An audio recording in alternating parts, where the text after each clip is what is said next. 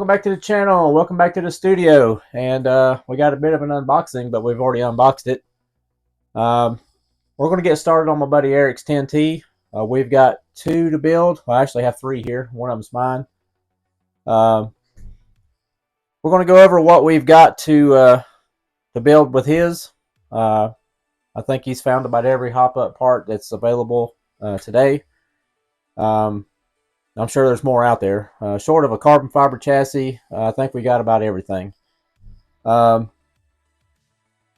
I'm a little bit late tonight. We're not going to get a whole lot started on that just because I usually get a jump start on my Wednesday video on Sunday. But as you've seen, the Monday video, which I normally don't do, I went in Sunday and had to do some work and paint a car. And so that kind of threw us off. We don't have a lot of free time, and that throws off that little bit of time right there, and we don't have anything completed for a Wednesday video. So I was going to try to paint something, like I need to paint this power wagon body for the axial.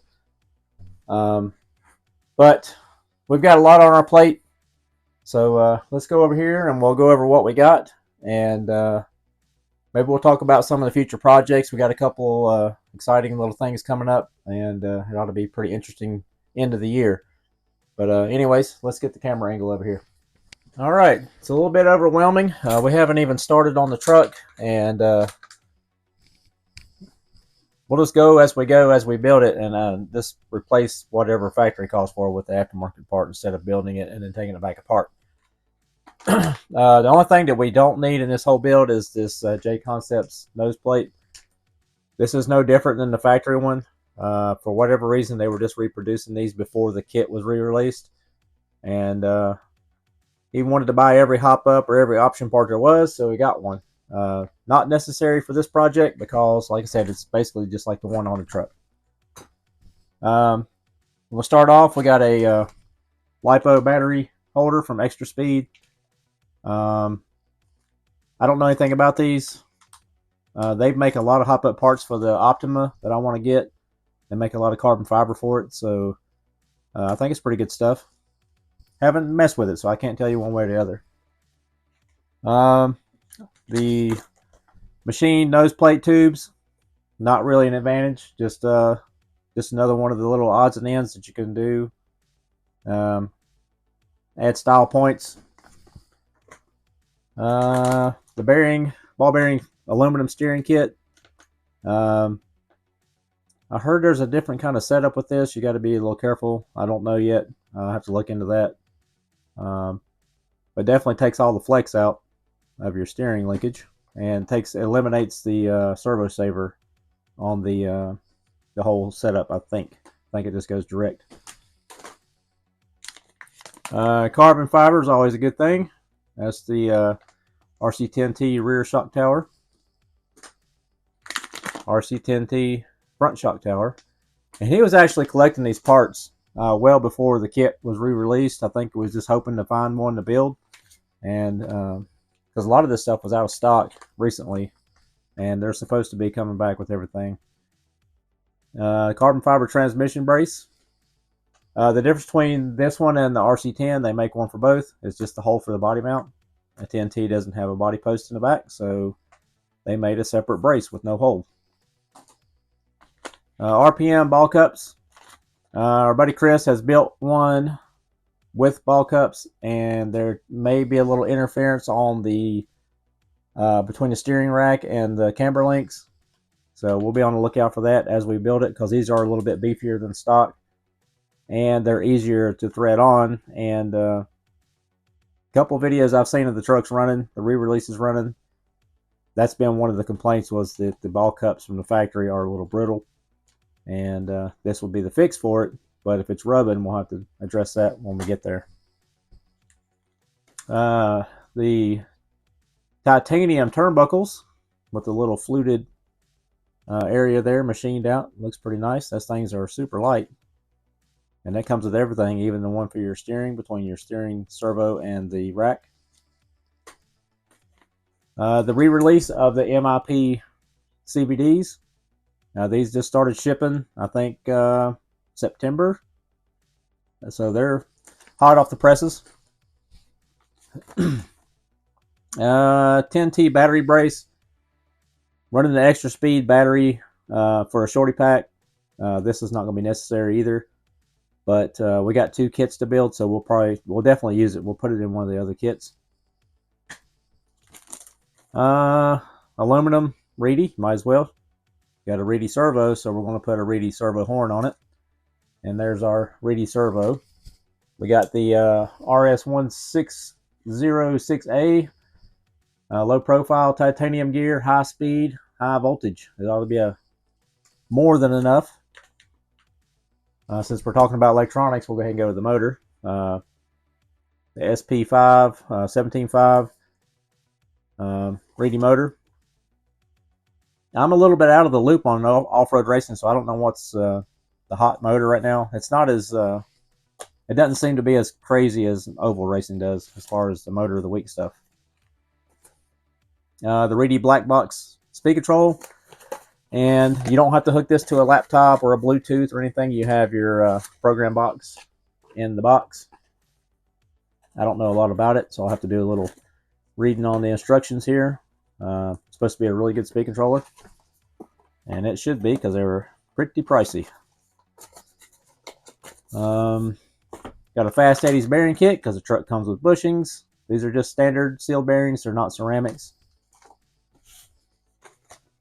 Exalt, I think that's a new brand. Titanium motor screws, just because they're fancy. Eric said he liked the doodads, and he ordered all the doodads, and that's one for you right there. Fancy machine titanium motor screws. Back to J Concepts, we got the machine honeycomb. That thing is like weighs less than the package. Honeycomb motor mount and transmission brace. I'm a little bit concerned with the transmission that we have for this truck, but we'll go over that here in just a second. K&K full stainless screw kit.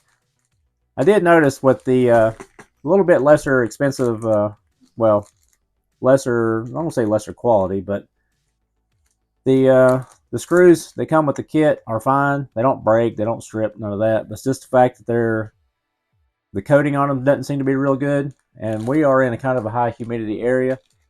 And I noticed I took my RC10 buggy to Florida.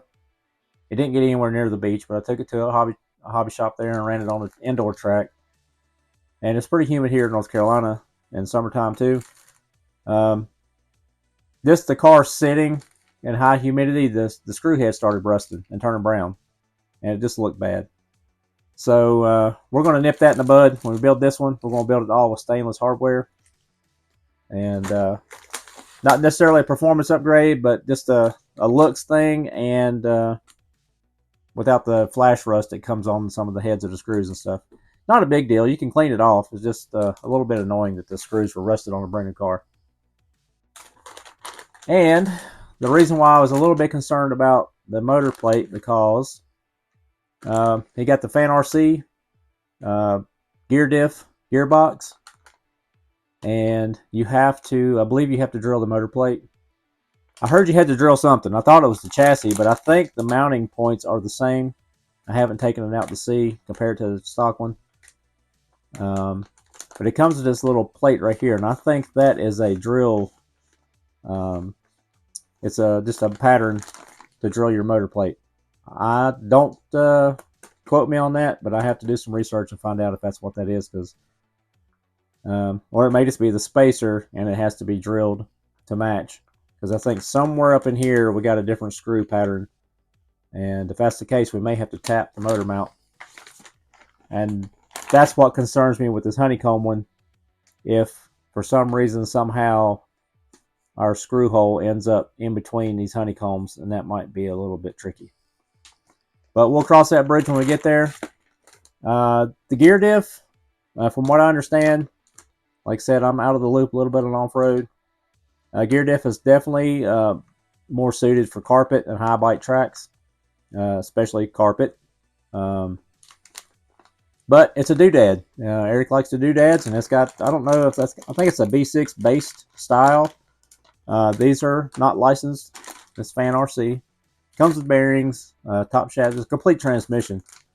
And it looks like a Stealth, but it looks like a Stealth with a little bit of a bloated a little bit. It's a little bit wider here to make room for the gear diff. And that's going to add another shade of white to the car because they kind of formulated theirs to some natural parts that they had, and they're a little bit yellow compared to what comes in the kit. And the kit's a couple shades of white anyway, so we're not going to worry about that too much. We had mentioned possibly might make some of the internet mad, but thought about possibly dyeing everything black on one of them anyways. And if this looks too odd, too creamy looking compared to the stock parts, we might end up with a some red dye and boiling water. Let's just compare and see. Yeah, it's not too far off, so it's not like day and night. Now some of these parts do look a little bit on the green side. The front arms are greener than the rear, so I've seen some people dye their RC10 40th and the reissue of the RC10s some different colors, and it worked, and it all looks the same. So don't be surprised if this one don't get the black treatment. Yeah, I think we'd already done the unboxing. It did pretty well. This is the same one that we unboxed, obviously, because everything's kind of strewn in here, not really put back where it needs to go. We're definitely not going to run stock tires or wheels. We got J Concepts wheels because he does plan on running this truck. We're going to a vintage race in January, and we're going to put a chassis protector on it. All right, and to set it apart even a little bit more, we got a 93 Ford F-150 body. J Concepts, it's a direct fit for the 10T. Just to be separate and different than the box stock. Although I'll end up painting that one and doing something. We might do a little giveaway or something with that one. But speaking of the J Concepts bodies, I ended up buying two of them. And one of them's going to be headed north of the border. Poor Boys RC, we're going to do another collaboration. And we're going to paint him a body for his 10T. He's going to take his stock body, and I think he's going to try to do some sort of a box art thing. And then we're going to throw in one of our what we're kind of known for, a 90s style paint scheme with the teals and the pinks and the purples and all the things. So that'll be a fun little project to be here coming up soon. I guess we can just do kind of a quick update. I did one for the members only. I guess I did it Saturday. It was that thing was slow loading, but if you do want to join the members, just click that button down there. But speaking of the memberships, the membership video came out Saturday. I try to do a couple a month, and then I give everybody early access. We've only got 9 members. We've had 9 members since I was eligible to have members. So if you would like to support the channel, or if you would like to see some early videos, it's cheap enough. Just click that join button. That does help support the channel as far as going to events and things. And we've got a big event coming up in about 2.5 weeks, probably more like 3 weeks. We're going to go down to Florida to Exo Cage's Exoplex. He's doing a Grama Palooza, and I went on a mad search for Grom bodies, and they are not available anywhere. And I looked up and found one in Houston, at Houston RC, I believe it was. And they are shipping that out. We're due to have that this week. I can't be going down there with the stock body. So we got, because Horizon's showing these things shipping on November 17th, and that's the Monday when we get back. That event is on the 15th and 16th, I believe. It's a Saturday and Sunday event. So stay tuned for that. That's going to be a fun little trip. We did get a NASCAR body. We got a Camaro, and we're going to head down to Anderson Friday and pick up a Toyota. So we'll have 2 of those. One of them we may give away at the event. I don't want to tie myself to something just in case I can't get it done. So don't mark your calendar on that one, but I will have 2 bodies, and hopefully we can get them done. Speaking of bodies, we are trying to get in with another manufacturer, thanks to our friends up north. He has put our name out there for another manufacturer, and they're sending us a body to do. Stay tuned for that video. That will be out in mid-November as well. So November, December is going to be crazy. We got, like I said, right after that, we got the Vintage World Race in Wilson at World RC Parts. I got to finish my T2. I got to finish at least his 10T. I got to paint the A&L car, and we got two bodies for the A&L car here. So we got the Mirage and a stock Protec. That's my buddy Chris's car. My RC10 is going like it is. It's good to go. But I need to paint my 10T and put electronics in it, my T2. And I wanted to build something for Concourse, but I'm about to stretch myself too thin. I've got like every minute of the day allotted for something now.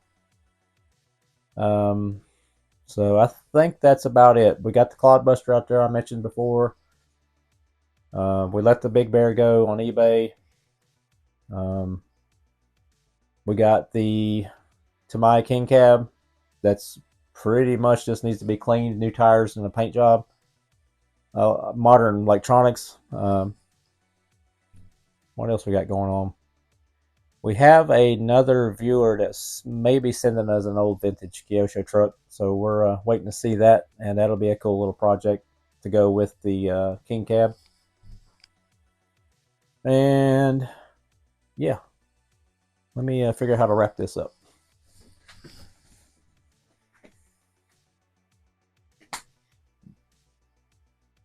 Alright guys, I think that's it for this week's video. I appreciate you sticking around.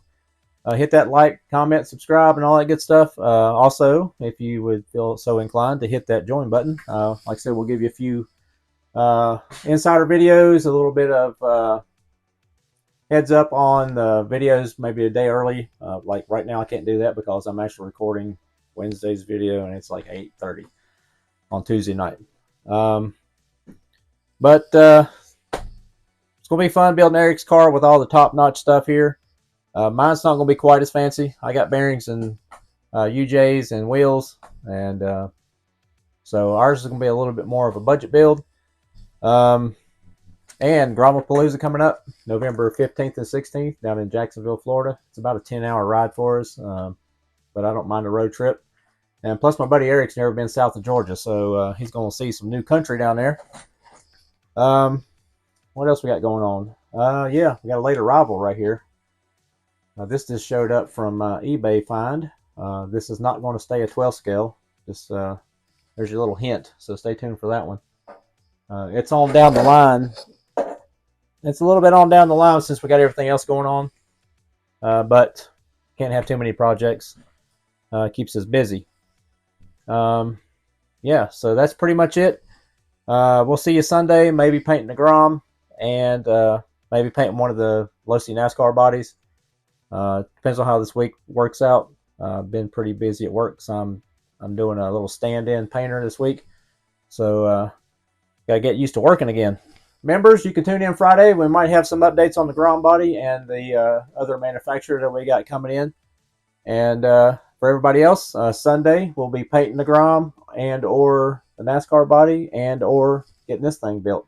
So whatever falls in line with this week, and we'll get it knocked out. And we'll see you then. Thanks.